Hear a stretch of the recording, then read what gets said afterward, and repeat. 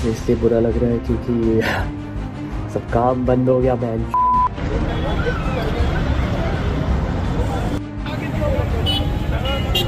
मैं ना यार एक पॉडकास्ट में जाने वाला था जो BeerBiceps, we cancel that. बहुत भद्दे तरीके से कुछ चीजों को कहा गया है, प्रेजेंट किया गया है, ऐसा मुझे भी पता चला है, जो बिल्कुल गलत है।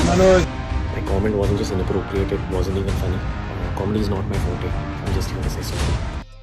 अगर एक बड़ा यूट्यूबर जिसे मिलियंस लोग सुनते हैं, फॉलो करते हैं, वो एक शो में ऐसा सवाल पूछ ले जो घटिया हो और बर्दाश्त से बाहर हो तो क्या होगा। यह कोई छोटी कंट्रोवर्सी नहीं है, बल्कि रणवीर अलाहाबादिया की कैरियर का सबसे बड़ा लफड़ा बन चुका है। एफआईआर हो गई है, लोग गुस्से में हैं और इंटरनेट पूरा का पूरा फट चुका है। रणवीर का खराब समय शुरू हुआ इंडियाज गॉट टैलेंट शो पर, जहां रणवीर ने एक कंटेस्टेंट से ऐसा सवाल पूछ लिया जो लोगों के सोच से परे था। उन्होंने कहा था, क्या आप अपने माता पिता को जीवन भर हर दिन सेक्स करते देखना पसंद करेंगे या एक बार इसमें शामिल होकर इसे हमेशा के लिए बंद कर देंगे। अब यह सुनते ही पब्लिक शॉक हो गई कि कोई आदमी फनी कॉमेडी करने के चक्कर में ऐसा कैसे बोल सकता है। ना तो यह फनी है और ना ही कॉमेडी है। एक तरफ कुछ लोग कह रहे हैं कि यह सिर्फ एक डार्क जोक था और दूसरी तरफ के लोग बोल रहे हैं कि यह चीप और डिस्कस्टिंग कंटेंट था जो एक इन्फ्लुएंसर को नहीं बोलना चाहिए था।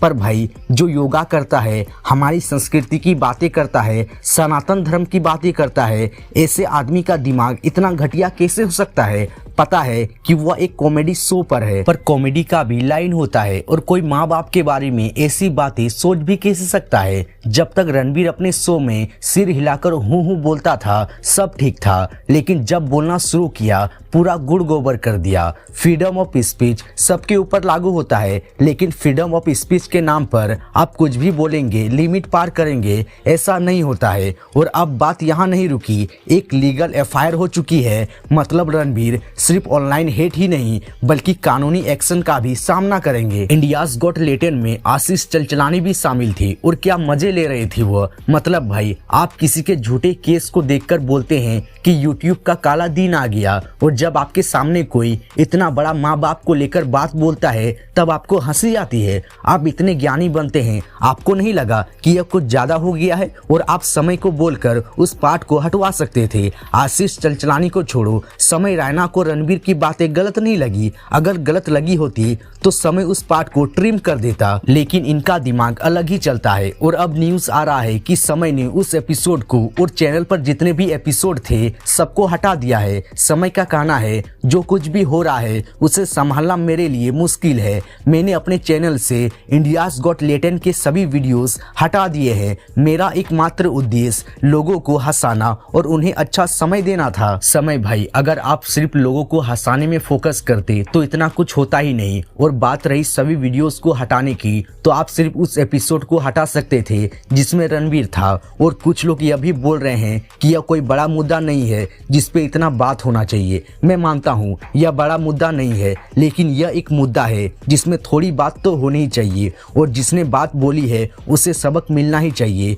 अभी माँ बाप के बारे में घटिया बात रणवीर ने बोली है, आगे चल के और कोई बोलेगा बेटे के रिश्ता को और बदनाम करेगा। इसलिए एक सबक जरूरी है ताकि लोगों को पता चले कि माँ बाप के बारे में ऐसी बातें नहीं करनी है, खास करके पब्लिक प्लेटफॉर्म पर। इन सब के बीच लक्ष्य चौधरी ने क्या भाईचारा निभाया है, रणवीर को एकदम फुल सपोर्ट किया। लक्ष्य चौधरी का कहना है रणवीर ने जो बातें बोली थी वह हम लोगों के माँ बाप के बारे में नहीं बोली है, वह तो उस कंटेस्टेंट के माँ बाप के बारे में बोला था। हम लोग हेट क्यों दे रहे हैं? हेट तो उस कंटेस्टेंट को देना चाहिए क्योंकि उसके माँ बाप के बारे में बोला गया। बाप की चड्डी फटी पड़ी है, इसको इंडिया का कल्चर बचाना है।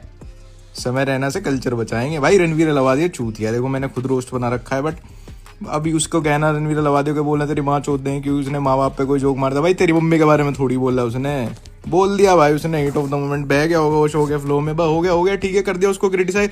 अब मतलब भाई दुनिया में जो रेप हो रहे हैं, केसेस हो रहे हैं, उसमें सिर्फ उन लोगों को ही लड़ना चाहिए जिनके परिवार वालों के साथ ऐसा हुआ है। लक्ष्य भाई के अनुसार कोलकाता रेप केस में जो लोग सड़कों पर कैंडल लेकर विरोध कर रहे थे उसे नहीं करना चाहिए था, क्योंकि उनके परिवार मेंबर के साथ रेप थोड़ी हुआ है। जिनके बेटी के साथ ऐसा हुआ है वो विरोध करे। लक्ष्य भाई आप स्मार्ट हैं, पर इस केस में आप ओवर स्मार्ट हो गए। भाईचारा निभाना अच्छी बात है, हम लोग भी अपने दोस्त के गलती पर पर्दा डाल देते हैं, लेकिन जिस समय दोस्त ने बाल्टी भरकर गलती की हो वहां सॉरी बोल के निकल जाना ही अच्छा होता है। तो भाइयों आज के लिए इतना ही। राम राम सभी को।